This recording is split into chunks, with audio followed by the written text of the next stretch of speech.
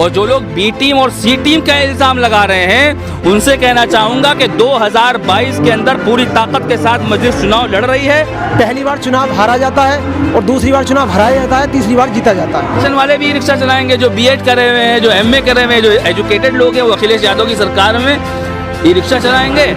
यादव जी थाने में बैठेंगे, यादव जी डीएम बनेंगे, यादव जी जो है उप मुख्यमंत्री बनेंगे। मुसलमान अब्दुल जो है उनका पंचर जोड़ेगा, उनको बिठाकर कार्यालय लेके जाएंगे। तो दूसरी की तरफ मुसलमानों की असमतों को तार तार कर रहे हैं। माँ के सामने बेटी की असमत को लूटा जा रहा है और बेटी के सामने माँ की असमत को लूटा जा रहा है। ये अखिलेश यादव की सरकार में हुआ है। 2012 के अंदर जब अखिलेश यादव सत्ता की कुर्सी पर काबिज हुए थे, उन्होंने अपने घोषणा पत्र में लिखा था मुसलमानों को 18% आरक्षण देंगे। पार्लियामेंट का एक आदमी जो मेंबर ऑफ पार्लियामेंट है, जब उसका घर महफूज नहीं है तो आम आदमी का, आम नागरिक का घर कैसे महफूज होगा। –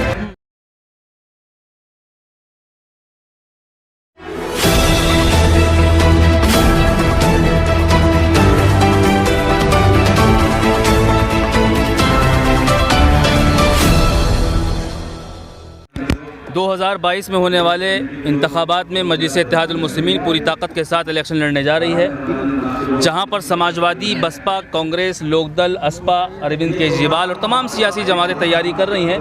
वहीं पर मजलिस-ए-इत्तेहादुल मुस्लिमीन पूरी ताकत के साथ चुनाव लड़ने की पूरी तैयारी कर रही है। बैरिस्टर असदुद्दीन अवैसी साहब, आली जनाब शौकत अली साहब जो हमारे यूपी के प्रेसिडेंट हैं, उन्होंने 100 सीटों का ऐलान भी कर दिया है और खुला ऐलान करा है कि इंशाल्लाह पूरी ताकत के साथ। शिवपाल यादव से मुलाकात हुई है, क्या कहेंगे? देखिए, शिवपाल यादव जी से मुलाकात हुई है, लेकिन इस बारे में कोई भी बयान देना जल्दबाजी होगी। इंतज़ार करिए, आप लोग वेट करिए। आरयूसी और पीस पार्टी का कल गठबंधन हुआ है, क्या AIMM आरयूसी और पीस पार्टी के साथ जाएगी? देखिए, आरयूसी राष्ट्रीय उलमा काउंसिल और पीस पार्टी का जो कल गठबंधन हुआ है उसके बारे में मैं कोई भी अपनी जाने से बयान नहीं दूंगा, लेकिन बैरिस्टर असदुद्दीन अवैसी साहब, शौकत अली साहब ने कहा है हमारे यहाँ दरवाजे खुले हुए हैं। भाजपा को छोड़कर तमाम दलों के लिए दरवाजे खुले हुए हैं, जिनको आना है साथ में आए। आप मुस्लिम हिस्सेदारी की बात करते हैं, वो भी मुस्लिम हिस्सेदारी की बात कर रहे हैं, तो क्यों ना एक प्लेटफॉर्म पे आना चाहिए? कह रहे हैं ना, आइए ना हमारे साथ। लखनऊ में दारुस्सलाम दफ्तर है, तशरीफ़ लाइए। डॉक्टर अय्यूब अंसारी साहब हैं, मौलाना आमिर रशादी साहब हैं, आप लोग तशरीफ़ लाइए, दरवाजे खुले में, मना नहीं किया गया। अच्छा, कल जो है ओवैसी साहब के जो बंगले पे कुछ लोगों ने उस पर जो है पत्थर वगैरह फेंके हैं और हमला किया, उस पर क्या कहेंगे? देखिए, भारत के लोकतंत्र के बारे में इस वक्त देश में जो हालात बनाए जा रहे हैं, जालिम और फाहिश ताकतें बैरिस्टर असदुद्दीन अवैसी साहब के बढ़ते हुए राजनीतिक कद से परेशान हैं। जहां पर समाजवादी वाले परेशान हैं, बसपा वाले परेशान हैं, तो दूसरी तरफ हिंदू युवा वाहिनी और भाजपा के लोग भी परेशान नज़र आ रहे हैं। पार्लियामेंट का एक आदमी जो मेंबर ऑफ पार्लियामेंट है, जब उसका घर महफूज नहीं है तो आम आदमी का, आम नागरिक का घर कैसे महफूज होगा। जो लोग देश चला रहे हैं उनसे मेरा सवाल ये है कि जो मेंबर ऑफ पार्लियामेंट है, जो पार्लियामेंट के अंदर बैठने वाला है, जिसको जनता ने चुना है, जब उसका घर महफूज नहीं है तो आम जनता का घर कैसे महफूज होगा। इसके बारे में माननीय अरविंद केजरीवाल जी से भी और अमित शाह जी से भी, जो हमारे गृह मंत्री हैं, उनसे अपील करूंगा कि ऐसे लोगों के खिलाफ सख्त से सख्त कार्रवाई करिए और उनको सख्त से सख्त सजा देने का काम करिए। एक पत्रकार ओवैसी साहब को जो है कुत्ते से कंपेयर करते हैं, उस पर आप क्या कहना चाहेंगे? देखिए, ऐसा है कि मैंने फिर भी यही कहा है कि बैरिस्टर असदुद्दीन अवैसी साहब के बढ़ते हुए राजनीतिक कद से ये लोग परेशान हैं और जिन लोगों ने अल्फाज बयान किया है वो उसी नस्ल से ताल्लुक़ रखते हैं, इसीलिए वो लोग ज़्यादा परेशान जो है एडवोकेट सेल है, उसके बावजूद जो आप FIR क्यों नहीं कर रहे उन पर? ऐसा है कि कई ज़िलों में, कई शहरों में हमारी पार्टी के पदाधिकारियों ने अपने अपने थानों में जाकर FIR कराई है। अभी हम लोग संभल में हैं, हम लोग एक हफ्ते से यहाँ पे डेरा डाले हुए थे बैरिस्टर असदुद्दीन अवैसी साहब के प्रोग्राम के लिए। आज हम लोग जाएंगे बिजनौर में, अपने तमाम थानों में जाकर इंशाल्लाह उसके खिलाफ कार्रवाई करेंगे, FIR कराएंगे इंशाल्लाह ताला। अच्छा, आप हिस्सेदारी की बात करते हैं, समाजवादी पार्टी कहती है हमने मुसलमानों को बहुत हिस्सेदारी दी है। देखिए, समाजवादी पार्टी के तमाम नेताओं से, चाहे वो अखिलेश यादव हों, चाहे उनकी पार्टी के विधायक हों, चाहे उनकी पार्टी के सांसद हों, या उनकी पार्टी के कार्यकर्ता हूँ। मेरा सवाल ये है कि 2012 के अंदर जब अखिलेश यादव सत्ता की कुर्सी पर काबिज हुए थे, उन्होंने अपने घोषणा पत्र में लिखा था मुसलमानों को 18% आरक्षण देंगे, बेकसूर मुसलमान जो जेलों के अंदर बंद हैं उनकी रिहाई होगी, उर्दू मीडियम स्कूल खोले जाएंगे, उर्दू भाषा को दूसरी भाषा का दर्जा दिया जाएगा। उसके बरक्स मुसलमानों को क्या दिया गया? 2013 के अंदर जो मुजफ्फरनगर के अंदर दंगे फसादात हुए, मुसलमानों की असमत को तार तार किया गया। सैफई के अंदर नंगा नाच देखा जा रहा है, माधुरी दीक्षित का नंगा नाच देख रहे हैं, तो दूसरी की तरफ मुसलमानों की असमतों को तार तार कर रहे हैं। माँ के सामने बेटी की असमत को लूटा जा रहा है और बेटी के सामने माँ की असमत को लूटा जा रहा है। यह अखिलेश यादव की सरकार में हुआ है। और जो लोग ये कहते हैं अखिलेश यादव ने मुसलमानों क्या दिया है, मैं कहता हूँ कुछ नहीं दिया है। लॉलीपॉप दिया है, लैपटॉप तो दिया है। लैपटॉप देकर क्या मुसलमानों के एजुकेशन के मामले में, मुसलमानों के माशी मामले में, मुसलमानों के रोज़गार के मामले में क्या लैपटॉप से तरक्की करेगा मुसलमान? अभी ई रिक्शा मिलेगा, ई रिक्शा मिले, एजुकेशन वाले भी ई रिक्शा चलाएंगे, जो बीएड करे हुए हैं, जो एमए करे हुए हैं, जो एजुकेटेड लोग हैं, वो अखिलेश यादव की सरकार में ई रिक्शा चलाएंगे। यादव जी थाने में बैठेंगे, यादव जी डीएम बनेंगे, यादव जी जो है उप मुख्यमंत्री बनेंगे। मुसलमान अब्दुल जो है उनका पंचर जोड़ेगा, उनको बिठाकर कार्यालय लेके जाएंगे। इमरान प्रतापगढ़ी कह रहे हैं कि मलाई खाई कांग्रेस के साथ। ये कौन है इमरान प्रतापगढ़ी? कौन है? कौन है इमरान प्रतापगढ़ी? मैं जानता नहीं उसको। कांग्रेस के अरे कांग्रेस के नेता है कोई? क्या कह रहे हैं? कह रहे हैं कि मलाई खाई खूब जो है कांग्रेस के साथ। अब 2013 के बाद कांग्रेस को वाली दे रहे हैं ओवैसी साहब। देखिए ऐसा है कि हर आदमी की अपनी आइडियोलॉजी होती है। जब तक कांग्रेस के अंदर थे, जब तक साथ था, बैरिस्टर असदुद्दीन अवैसी साहब के साथ उन्होंने काम किया। आज उनके मिजाज अलग हैं, आज उनका प्लेटफॉर्म अलग है। और दूसरी चीज़ एक और है जिनका आप शायर का नाम ले रहे हैं, अभी मैं तो जानता नहीं हूँ, लेकिन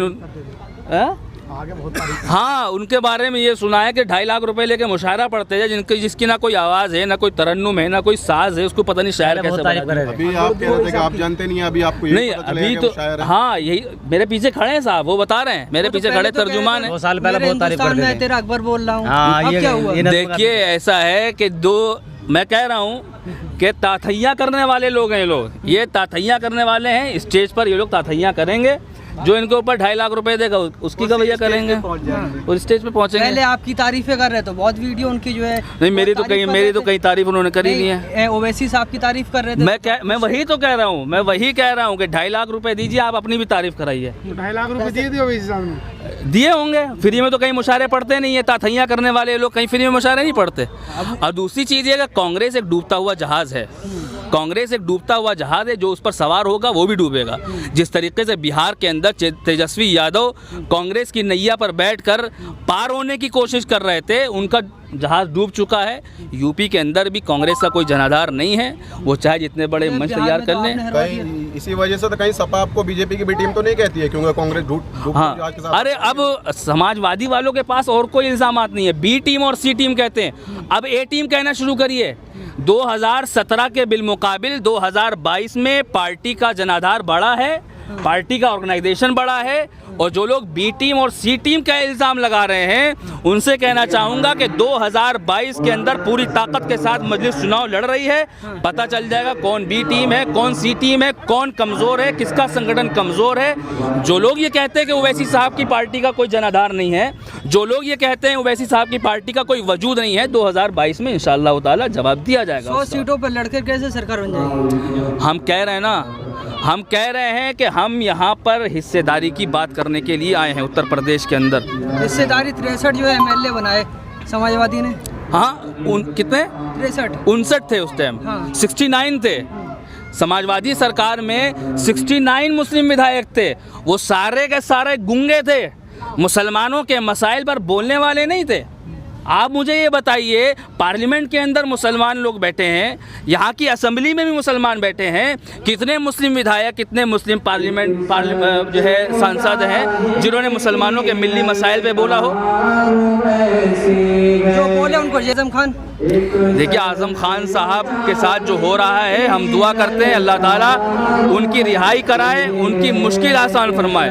हम आज़म खान साहब के साथ हमारे राजनीतिक मतभेद है वो रहेंगे, लेकिन एक कलमा गो भाई होने के नाते हम दुआ करेंगे आज़म खान साहब की मुसीबतों को अल्लाह ताला ख़त्म कर दे और उनको सेहत अता फरमाए। अच्छा, आप जो है मुस्लिम चपरासी जुम्मन बहुत बोलते हैं जी, आप जो है जुम्मन कहते हैं, चपरासी कहते हैं, क्यों आएंगे आपकी तरफ जब आप इस तरीके से उसको बात करते हैं? देखिए, ऐसा है कि जुम्मन और चपरासी जैसे अल्फाज इस्तेमाल करना इसलिए ज़रूरी है क्योंकि 70 सालों से इन नामनिहाद सेकुलर सियासी जमातों ने मुसलमानों के वोटों का इस्तेहसाल किया है। मुसलमानों के वोटों से सत्ता की कुर्सी पर काबिज होने वाले इन लोगों ने मुसलमानों के साथ गद्दारी करी है, मुसलमानों के मसाइल पर बोले नहीं हैं। बी टीम के बारे में ये है, अगर मुलायम सिंह यादव की तबीयत ख़राब होती है तो उसके घर बीजेपी के प्रदेश अध्यक्ष 1 महीना पहले गए हैं। और जो इंसान, जो नेता आज तक बीजेपी को कोई वोट नहीं दिया, जिसने राज्यसभा के अंदर बीजेपी को वोट दिलाया, 2 MP 2 विधायक मध्य प्रदेश में, खुद समाजवादी की पार्टी वाले विधायकों ने 2 वोट राज्यसभा के दिए। तो हम ये कहेंगे कि ओवैसी साहब कोई भी टीम नहीं है। जो मुसलमान की पार्टी कोई भी हो, चाहे जो भी उठती है, उसको बीजेपी की बी टीम कहा जाता है कि इसलिए कि मुसलमान इनका गुलाम रहे। मुसलमान कोई गुलाम नहीं है, अपने फैसले मुसलमान खुद ले सकता है। जी, नंबर 1 बन गया। किसका? उत्तर प्रदेश नंबर 1 बन तो गया। मतलब उत्तर प्रदेश विकास के मामले में नंबर 1 बन गया। विकास सिर्फ कागजों में, विकास सिर्फ कागजों में। आप बताइए ना, मुराद संभल के अंदर रोडवेज अड्डा है, कहाँ पर है रोडवेज? बताइए मुझे, बताओ ना। संभल के अंदर अगर कोई भी यूनिवर्सिटी बनाई हो बताइए मुझे, हॉस्पिटल सरकारी बनाया हो बताइए मुझे, कहाँ पर विकास मिलेगा? सेफाई के अंदर एक गांव है, वहाँ पर हर चीज़ का विकास मिलेगा क्या? हमारे इलाकों में हॉस्पिटल कॉलेज नहीं बन सकते क्या? हम सिर्फ वोट देने के लिए बने? आखिर कब तक हम वोट बीजेपी के हारने के नाम पे देंगे? कहा कि आखिर वोट हम कब तक डर की बुनियाद पर देंगे? बताइए मुझे। कौन डरा रहा है? कौन डरा? जी, विधायक है, आपके 30 सालों से विधायक है, आप जिताते आ रहे हैं जी। जिम्मेदारी संभल के जो विधायक है आज तक किया क्या है मुझे ये बताइए। मुजफ्फरनगर दंगा हुआ, कहाँ थे वो विधायक? बताइए मुझे, जवाब दो। की बात कीजिए ना, विकास आपके संभल में नहीं हुआ। संभल में विकास हुआ ही कब है? बताओ। मैं कुंदर की जी, अच्छा, कहाँ से आए हैं आप? मैं कुंदर की विधानसभा से हूँ। ये तो नहीं है 2-4 रुपए लेकर आए हैं आप? मेरे भाई, मैं अपना पैसा खर्च करके, अपनी जान सब कुछ खर्च करके आ रहा हूँ। कोई पैसा, मैं खुद पैसा खर्च करता हूँ। ये मोहब्बत है वही साहब की, ये वही साहब की मोहब्बत है। और वो हमारी कौम के लिए आने वाले वक्त के नेता हैं। इंशाल्लाह आज नहीं जीतेंगे, कल जीतेंगे। अखिलेश यादव नेता नहीं है कौन के? अखिलेश यादव हमारे नेता कहाँ है? हमारा नाम लेने तैयार नहीं है वो। उन्हें गोरखपुर की घटना दिखाई दी जाती है, मगर कानपुर की घटना दिखाई नहीं देती क्या? क्या हम इतने बेकार हो गए? खाली वोट देंगे उनको डर की बुनियाद पर? हमारा नाम ले नहीं सकते वो। मुस्लिमवादी पार्टी कही जाती है, समाजवादी पार्टी फर्जी है। मुस्लिमवादी फर्जी, सिर्फ फर्जी। यादववादी पार्टी बोलिए उसको, यादववादी पार्टी। तो इफ्तार में जाते हैं, सहरी करते हैं। इफ्तार से और नमाज पढ़ने से, टोपी लगाने से कभी हमारा कौम का भला नहीं हो सकता। हमारा भला होगा जितनी % आबादी है, 18% हमको आरक्षण चाहिए, हमको नौकरियों में हिस्सेदारी चाहिए। हमारा भला उससे होगा। हमारा भला क्या खजूर खाने से भला नहीं हो सकता? हमारा भला मज़ार पर जाने से भला नहीं हो सकता।